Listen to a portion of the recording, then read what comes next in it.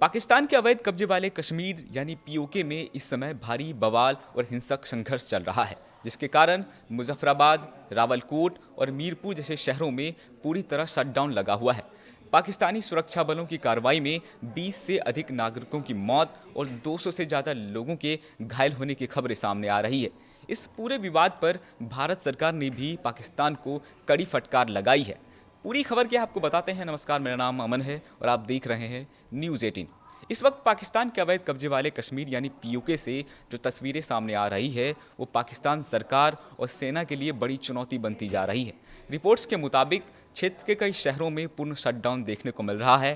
प्रदर्शनकारी और सुरक्षा बल आमने सामने हैं, कई जगहों पर झड़पों की खबरें हैं और हालात लगातार तनावपूर्ण बने हुए हैं।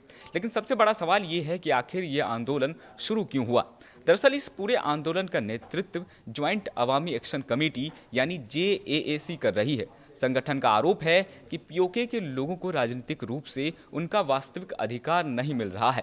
विवाद का सबसे बड़ा केंद्र पीओके विधानसभा की 12 तथाकथित शरणार्थी सीटें हैं।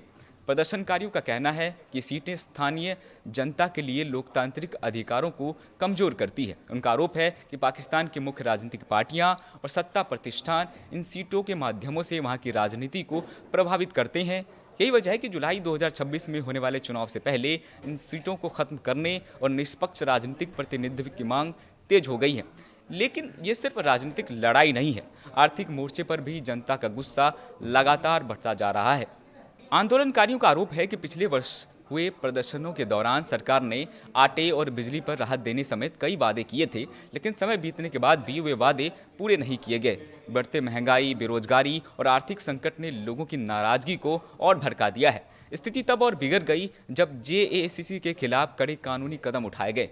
प्रदर्शनकारियों का आरोप है कि उनकी आवाज़ को दबाने की कोशिश की जा रही है। इसके बाद आंदोलन ने और बड़ा रूप ले लिया। अब बात करते हैं पीओके में हो रहे इस प्रदर्शन पर पाकिस्तानी सरकार की प्रतिक्रिया की। पाकिस्तानी प्रशासन और सुरक्षा एजेंसियों ने हालात को नियंत्रित करने के लिए बड़े पैमाने पर सुरक्षा बलों की तैनाती की है। कई इलाकों में मोबाइल, इंटरनेट और सोशल मीडिया सेवाओं पर प्रतिबंध लगाए जाने की खबरें सामने आई है। प्रशासन का दावा है कि ये कदम कानून व्यवस्था बनाए रखने के लिए उठाए जा रहे हैं, जबकि प्रदर्शनकारी इसे दमन की कार्रवाई बता रहे हैं। रिपोर्ट के अनुसार आंदोलन से जुड़े प्रमुख नेताओं की गिरफ्तारी के प्रयास भी तेज कर दिए गए हैं। दूसरी ओर दबाव बढ़ने के बाद स्थानीय प्रशासन की तरफ से बातचीत के संकेत भी दिए गए हैं। हालांकि प्रदर्शनकारी अभी अपनी मांगों पर कायम दिखाई दे रहे हैं। वहीं दूसरी ओर भारत सरकार ने इस पूरे घटनाक्रम पर कड़ा रुख अपनाया है। विदेश मंत्रालय ने कहा है कि पीओके में नागरिकों के खिलाफ कथित हिंसा और मानवाधिकार उल्लंघनों की खबरें बेहद चिंताजनक है। भारत ने अंतर्राष्ट्रीय समुदाय से इस स्थिति पर ध्यान देने और जवाबदेही सुनिश्चित करने की अपील की है। भारत ने एक बार फिर अपना आधिकारिक रूप दोहराते हुए कहा है कि पूरा जम्मू कश्मीर, लद्दाख भारत का अभिन्न हिस्सा है तथा पाकिस्तान द्वारा नियंत्रित क्षेत्र अवैध कब्जे के अंतर्गत आता है। यानी ये मुद्दा अब केवल स्थानीय राजनीति तक सीमित नहीं है, बल्कि इसका सीधा संबंध भारत पाकिस्तान संबंधों और क्षेत्रीय कूटनीति से भी जुड़ गया है। वहीं इसके अलावा कई मानवाधिकार संगठनों ने स्थिति पर चिंता व्यक्त की है। उनका कहना है कि शांतिपूर्ण विरोध और लोकतांत्रिक अभिव्यक्ति के अधिकार की रक्षा की जानी चाहिए। कुछ संगठनों ने प्रशासनिक कार्रवाई और प्रतिबंधों पर सवाल भी उठाए हैं।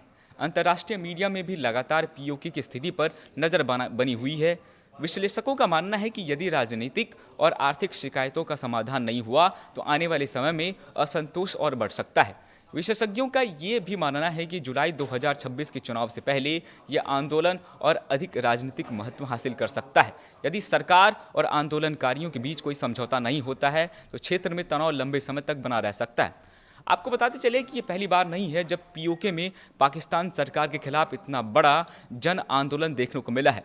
पिछले कुछ वर्षों में भी वहाँ महंगाई, बिजली दरों में बढ़ोतरी और गेहूं की बढ़ती कीमतों को लेकर बड़े पैमाने पर प्रदर्शन हुए थे।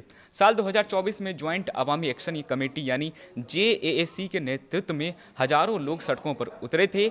उस समय प्रदर्शनकारियों ने सस्ती बिजली, सब्सिडी वाले आटे और स्थानीय संसाधनों पर अधिक अधिकार की मांग की थी। आंदोलन इतना व्यापक हो गया था कि पाकिस्तान सरकार को कई मांगें माननी पड़ी और आर्थिक राहत पैकेज की घोषणा भी करनी पड़ी थी।